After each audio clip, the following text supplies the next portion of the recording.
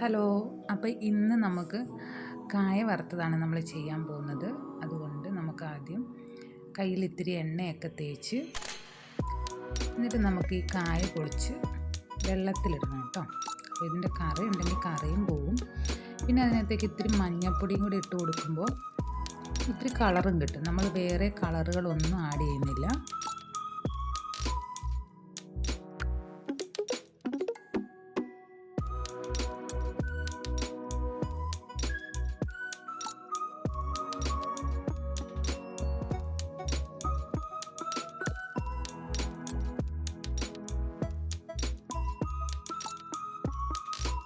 Colour കിട്ടാൻ വേണ്ടിയിട്ടാണ് ഈ മഞ്ഞൾപ്പൊടി ഇട്ട് കൊടുക്കുന്നത്. പിന്നെ നമ്മൾ ഇതിനകത്ത് വേറൊന്നും നമുക്ക് നോക്കണ്ട.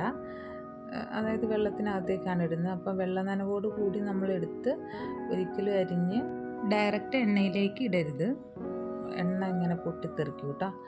അതുകൊണ്ട് നമുക്ക് അതൊരു ഉണങ്ങിയ ടവലിൽ വെള്ളം ഒന്ന് ഒപ്പിയെടുത്തതിന് ശേഷം മാത്രം നമുക്കിങ്ങനെ അരിഞ്ഞ് എണ്ണയ്ക്കകത്തേക്ക് ഇടാമേ. അപ്പോൾ എണ്ണ നമ്മളിപ്പോൾ ഇവിടെ ചൂടാക്കാൻ വെച്ചിട്ടുണ്ട്.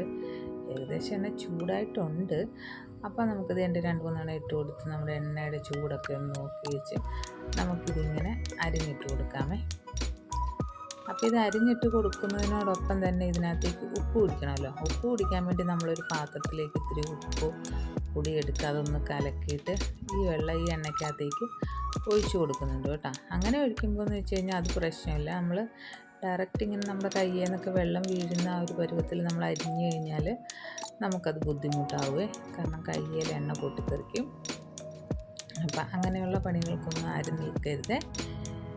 ഇതെന്താണെന്ന് വെച്ച് കഴിഞ്ഞാൽ അപ്പോൾ അങ്ങനെ ഇരുന്നപ്പോൾ ഒരു മോഹം തോന്നിയതാണ് ഇത്തിരി കായ വറുത്തത് കഴിക്കണമെന്ന്.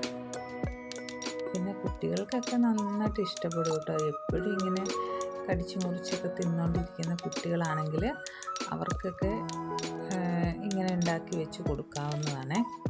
കുറച്ച് ദിവസമൊക്കെ ഇത് ഇരുന്നോളും.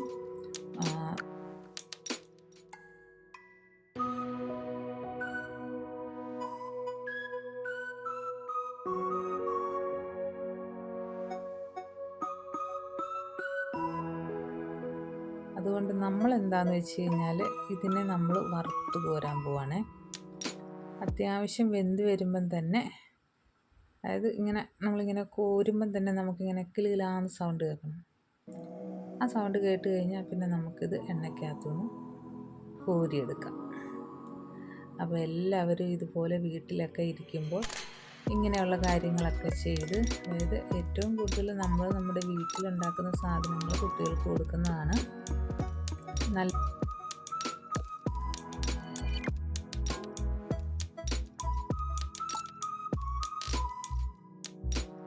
കഴിക്കാം, അല്ലെങ്കിൽ കുഴപ്പമില്ല എന്നുള്ളത്. അപ്പം അങ്ങനെ ഞാൻ നടത്തിയ ഒരു പരീക്ഷണത്തിൻ്റെ ഭാഗമായിട്ടാണ് ഞാനിവിടെ കുറച്ചധികം ഏത്തക്കായ വാങ്ങിച്ചുകൊണ്ട് വന്ന് ഈ ചെയ്യുന്നത്.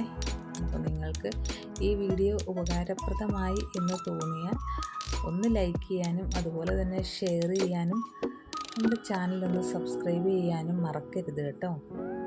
അപ്പോൾ നമ്മൾ ഇനിയും പുതിയൊരു വീഡിയോയുമായിട്ട് നമ്മൾ വരുന്നതാണ്. വ്യത്യസ്തമായ കാര്യങ്ങളുമായിട്ടും പിന്നെ കുക്കിങ്ങും ഒക്കെ ആയിട്ട് നമ്മൾ വരുന്നതാണ്. അപ്പോൾ എല്ലാവരും നമ്മളെ ഒന്ന് സപ്പോർട്ട് ചെയ്യുക. അപ്പോൾ ഇങ്ങനെയാണ് നമ്മൾ കായ വറുത്തെടുത്തത്.